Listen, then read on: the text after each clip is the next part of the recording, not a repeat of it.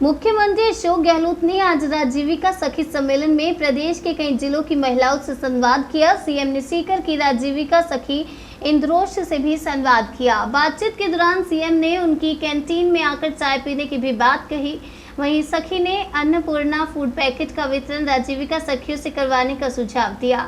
सीकर के फतेहपुर इलाके के दिनारपुरा गांव निवासी इंद्रोश ने सीएम से संवाद में बताया कि वह 2019 में राजीविका से जुड़ी थी।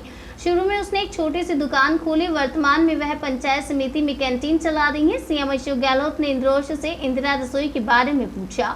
इसके जवाब में इंद्रोश ने कहा कि इंदिरा रसोई में 8 रुपए में एक व्यक्ति को भरपेट भोजन मिलता है। सरकार संचालनकर्ता को एक प्लेट के 17 रुपए देती है। इसकी शुरुआत भी 20 अगस्त 2020 से हुई। इंद्रोश ने कहा कि वह महंगाई राहत कैंप और फ्री स्मार्टफोन वितरण योजना से काफी ज्यादा प्रभावित है। इंद्रोश ने मुख्यमंत्री अशोक गहलोत को सुझाव देते हुए कहा कि अन्नपूर्णा फूड पैकेट का वितरण राशन डीलर की बजाय राजीविका से जुड़ी महिलाओं के जरिए करवाया जाए, जिससे कि उनकी आमदनी बढ़े। इंद्रोश ने बताया कि उसने MA B.Ed की हुई है जिसके राजीविका ग्रुप का नाम श्री हनुमान और ग्राम संगठन का नाम भी श्री ज्ञान दास है। इंद्रोश ने बताया कि उसे कैंटीन से हर महीने 20,000 से ज्यादा की आमदनी हो जाती है।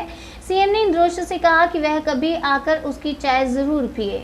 AICC की तरफ से हम लोगों को ऑब्जर्वर बनाया गया है और सब जिले लोकसभा के अंदर ही और जितने भी ब्लॉक हैं पूरे 8 के 8 विधानसभाओं के अंदर ब्लॉक कांग्रेस कमेटी की मीटिंग ऑर्गेनाइज करनी और जो राजस्थान सरकार की उपलब्धियां हैं उन लोगों तक तो जन जन तक पहुंचाने का काम संगठन के लोगों के द्वारा किया जाए।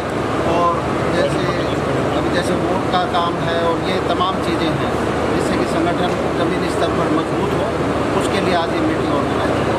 सर, एक कार्यक्रम कल भी हुआ था और एक आज भी हुआ है, तो पार्टी में कहीं ना कहीं गुटबाजी देखी जा रही है, क्या कहेंगे? गुटबाजी ने कल जिले का प्रोग्राम था, आज ये ब्लॉक का प्रोग्राम है। अभी हम इसके बाद लिमका थाना जाएंगे, वहाँ पर विधानसभा के अंदर दोनों ब्लॉकों का प्रोग्राम है। शाम को 5 बजे माधोपुर में प्रोग्राम है और जो 3 विधानसभा है उसके अंदर कल प्रोग्राम है।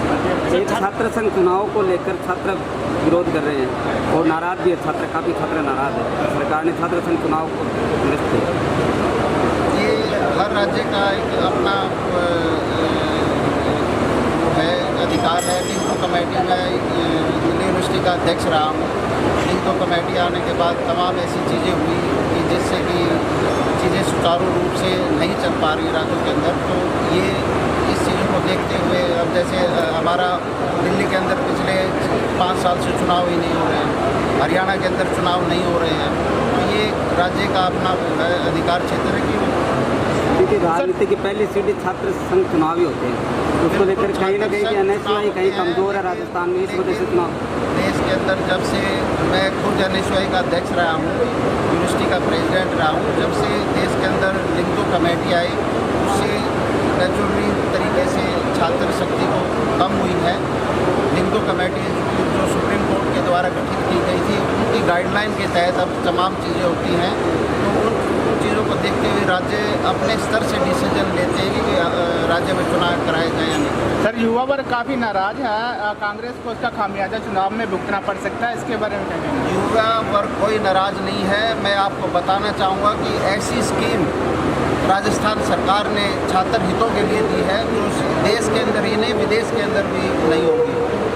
देश के अंदर विदेशों के अंदर जो 40 यूनिवर्सिटीज़ हैं वो 40 यूनिवर्सिटीज़ नामांकित की गई हैं और उनके अंदर किसी भी राजस्थान के बच्चे का अगर दाखिला होता है तो उसकी फ़ीस पूरी राजस्थान सरकार देती है अगर BPL का छात्र है।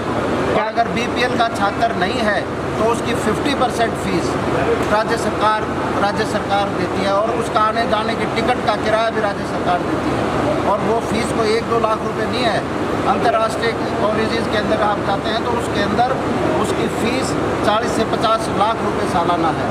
और ये नहीं है कि ये सिर्फ घोषणा की गई है। आज राजस्थान के अंदर 500 स्टूडेंट्स ऐसे हैं जिन्होंने इसका फ़ायदा उठाया है और आज जो विदेशों में शिक्षा प्राप्त कर रहे हैं। तो कोई ऐसा मुद्दा नहीं है, खाली युवा ही नहीं, किसी भी वर्ग का, किसी भी जाति का, किसी भी धर्म का आदमी ये नहीं कह सकता कि राजस्थान सरकार ने काम नहीं किया। आदरणीय मुख्यमंत्री जी ने जो योजनाएं चलाई हैं, सबसे बड़ी बात की योजनाएं करना और उसको ज़मीन पर प्रारूप देना, ये सबसे बड़ी बात है।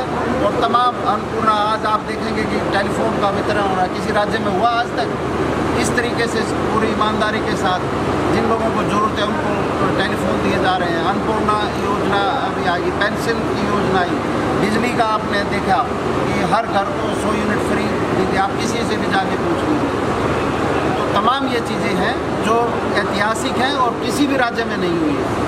और हम अधिकार से, हमारा अधिकार है राजस्थान की जनता के ऊपर कि भी हम लोगों ने काम किया, हम अपने काम के ऊपर आपसे वोट मांगने के लिए